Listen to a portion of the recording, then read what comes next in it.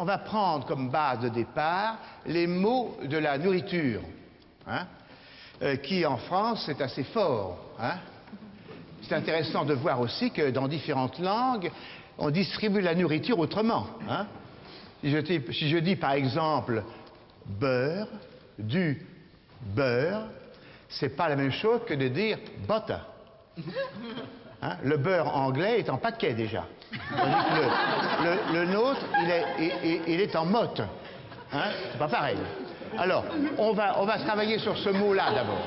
Alors, vous vous mettez autour avec de la distance. Je suis au milieu, moi. Vous pouvez aller là. Du beurre. Ce qui est dit et ce que je fais, c'est pareil. Allez-y ensemble. Du beurre. Du pâté.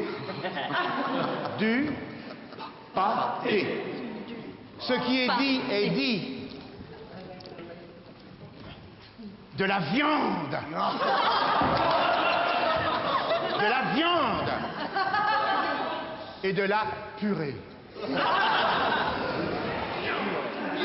Allez, de la viande et de la purée. Voilà.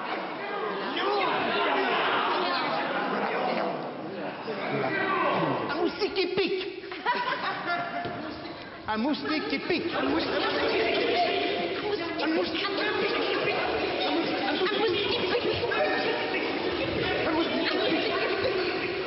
Un moustique qui pique. Un moustique qui pique. Bien. Un moustique qui pique.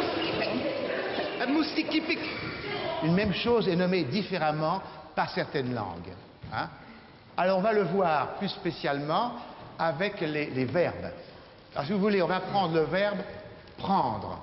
Et on va dire, pour lancer le mouvement, je prends. Voilà ce qu'on dit en français, je prends.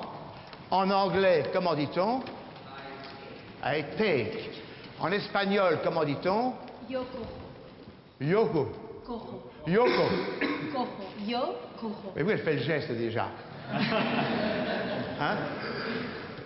On va former des petits groupes. Alors, les Anglais, ensemble, avec des différences entre l'Angleterre, l'Australie, les États-Unis. Hein? Les Anglais ensemble. Yo cojo. Yo cojo. Oui, je le prends, je l'amène. Dans une école où il y a beaucoup de nations différentes, quand les gens réagissent ensemble à une notion de justesse, c'est très important. Quelle que soit la culture, quels que soient les âges, ils sont réunis par quelque chose de commun. Donc au fond de chacun, on ressemble aux autres, on s'assemble avec les autres dans un fond poétique commun. Et c'est très important, parce qu'en général, on cherche, dans l'éducation souvent, on cherche à donner à l'individu ses propres racines, savoir d'où il est, tu es toi, pas un autre. Alors ils sont tout contents d'être soi, pas un autre, mais à un moment, il faut mieux passer par le dénominateur commun en disant on est tous pareils, et si c'est différent, on le verra. C'est important cette notion de dépôt poétique commun. Et le mot poétique arrive justement pour montrer que bon, il y a des choses qu'on ne peut pas définir et que la poésie seule peut définir, c'est-à-dire ce qui est entre les mots, ce qui est invisible et tout ça. On va regarder plus spécialement les gestes. C'est intéressant que si on va plus loin, on trouve des nuances, évidemment, entre le Pays de Galles, entre l'Écosse, hein, les États-Unis, comme on a dit. États-Unis? I take. I take. I take. I take. I take. I take. I take. I take. I take. Bien. I take. Donc, qu'est-ce qu'ils font pour nous? Ils arrachent. Ils arrachent. Ils prennent pas. Ils arrachent. Pour la traduction, ça commence à être difficile. Les Anglais, Écossais, Pays de Galles, allez-y. I take.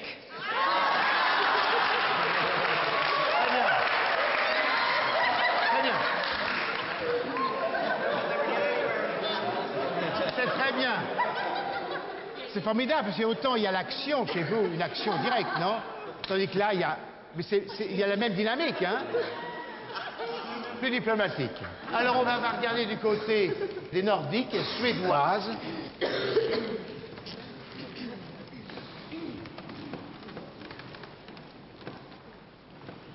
Jag tar. Ah, c'est joli, ça, hein? Qu'est-ce qu'ils font? Ils prennent et ils amènent, mais doucement. Ils tirent. Serbo-croate, tous ceux qui parlent serbo-croate, c'est elle. Hein? Elle résume l'ensemble. Ja uzimam. Encore, c'est joli. Allez. Ja uzimam. Elle met de côté pour l'hiver. Uzimam. Oui, c'est ça. C'est latéral. C'est joli, ça, parce que ça latéralise, hein, les mouvements. Il y a des mouvements très latéraux dans son pays. En français.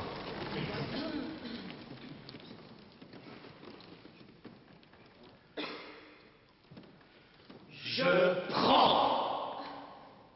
Ce qui est dit, c'est à moi. C'est moi. C'est-à-dire, je fais corps avec. Hein? C'est clair, ça. Hein? Je prends. Je plonge. J'ai la main dessus, j'y reste. Il n'y a pas de déplacement, il n'y a pas de fuite, on ne tire pas. Bon.